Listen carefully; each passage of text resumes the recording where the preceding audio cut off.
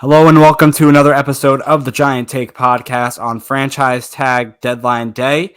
And your breaking news, or not so breaking when you're listening and watching, it's been a few hours now. There's going to be no deal, or there was no deal, there is no deal between the New York Giants and Saquon Barkley for a new contract prior to the deadline.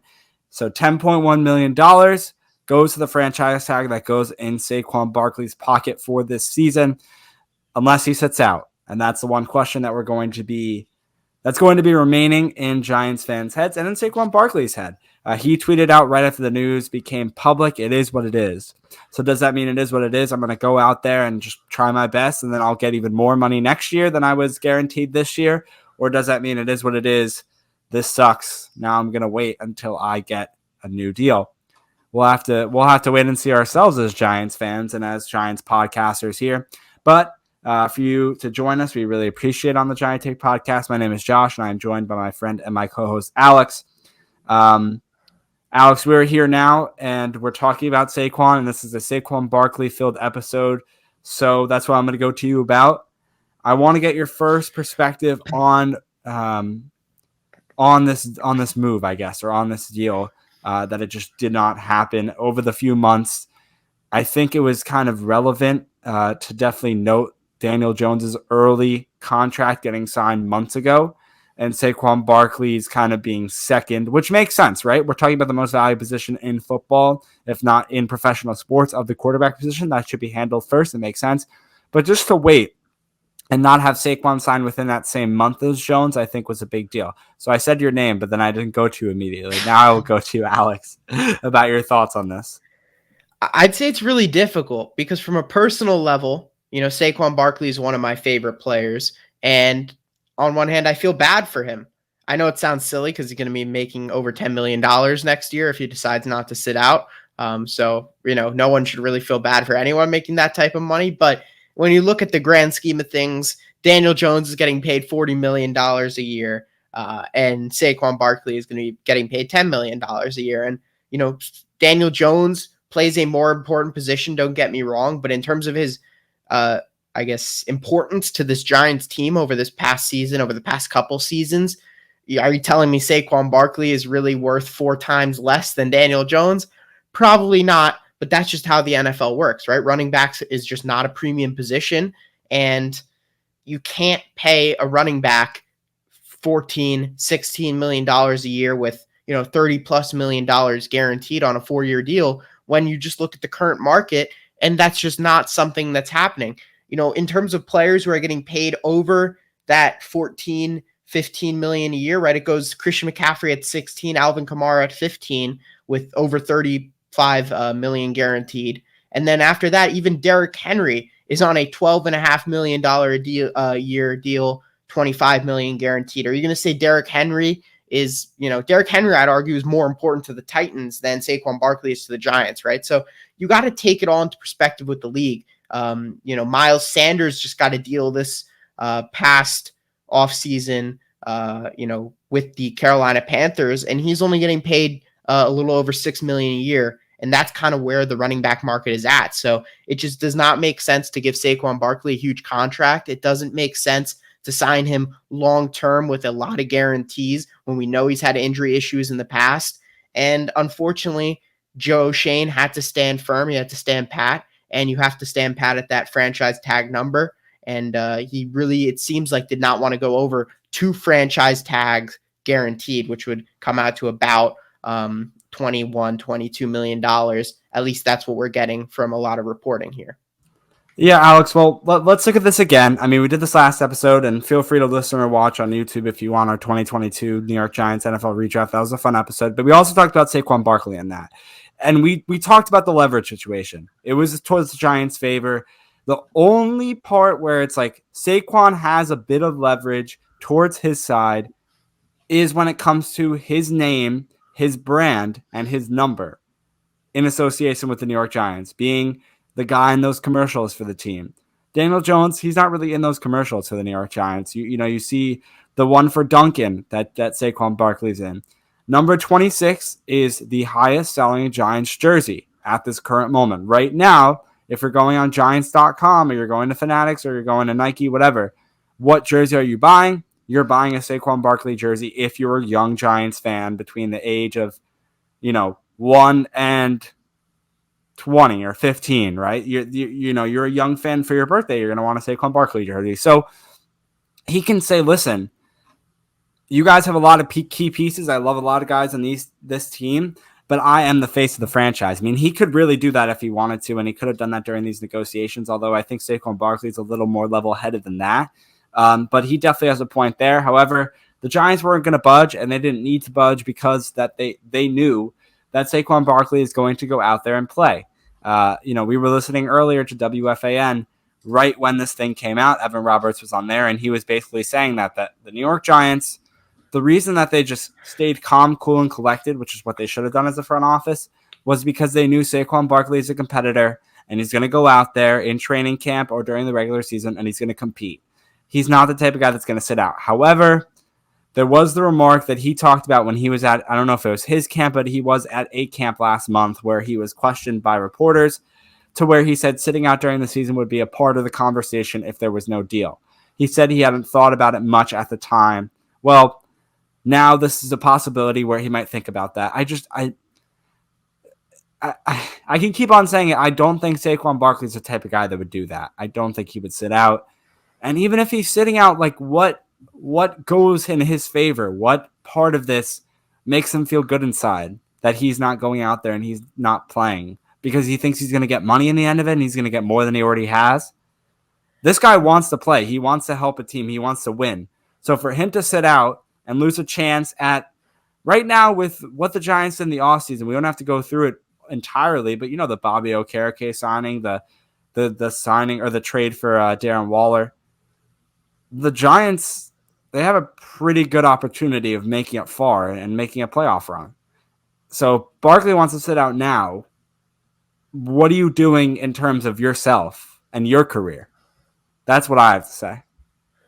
Only the reason I would understand why he would possibly sit out is he basically has been given a situation, not the worst situation, right? Because he's made almost $50 million in his career now with this tag, but in the situation where he has just not had any freedom, it almost feels like, into what he wants to do with his career, right? He's been tagged.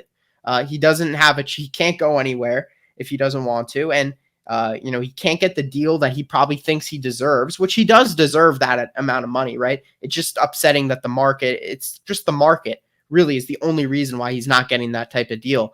3 or 4 years ago, he would have gotten $15-16 million easily, with 30 plus million guaranteed, like we talked about with those Alvin Kamara and Christian McCaffrey type contracts, right? He'd be right up there. It's just the timing at this current point. The running back market right now is on the floor. It's at the lowest that it's ever been, ever. Not ever, obviously, but in the past few years at least. It's the worst time to be a free agent running back is right now, and that's just the situation Saquon's in. But like you mentioned, Josh, he's a competitor. He's a guy who wants to play.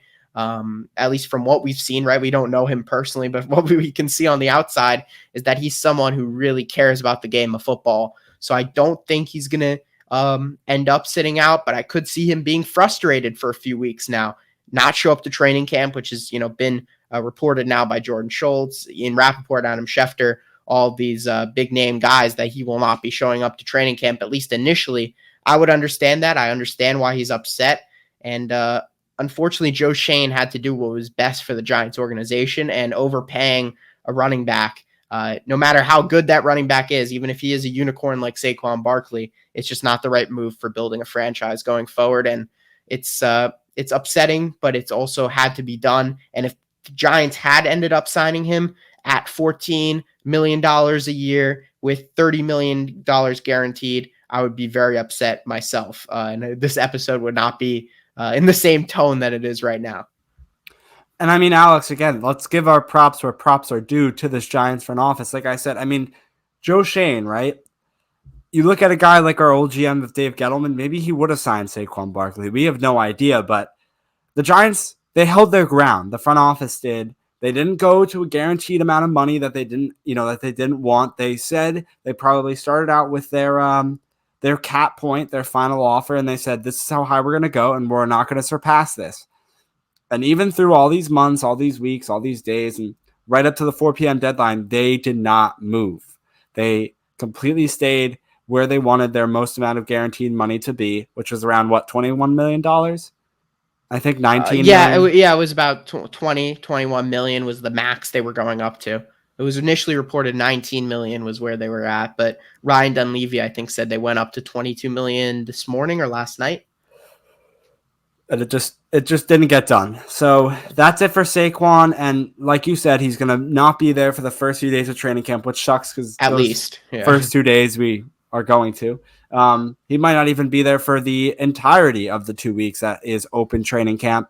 But I think past that point, past all the noise and all the fans in the crowd, I think he will get there and he will show up either a week before or the week of, I want to say, that first preseason game, because he loves his teammates there. Saquon has made some really good connections with the Giants, as you know, for as long as he's been drafted to this team. And Daniel Jones, it's his guy, it's his buddy at quarterback. We've seen their relationship. They definitely have one. And, you know, with the guys in the receiver room too, Sterling Shepard, guys like that. Saquon has a connection with this team. And I don't think he wants to let his teammates down either, because another thing you do when you sit out is you lose friends, right? And Saquon Barkley, he has friends on this team, and they're not going to be too happy if he's not playing. So as much as I'm sure he wants to play, they want him to play too.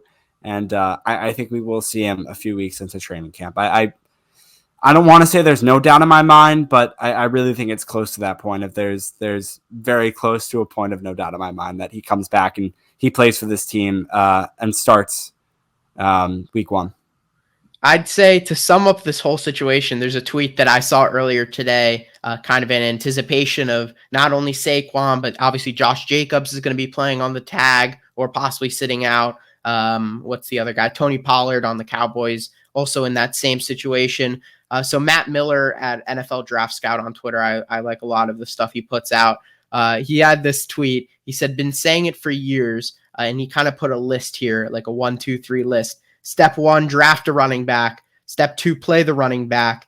And then kind of in between step 2 and 3, if he's good, ...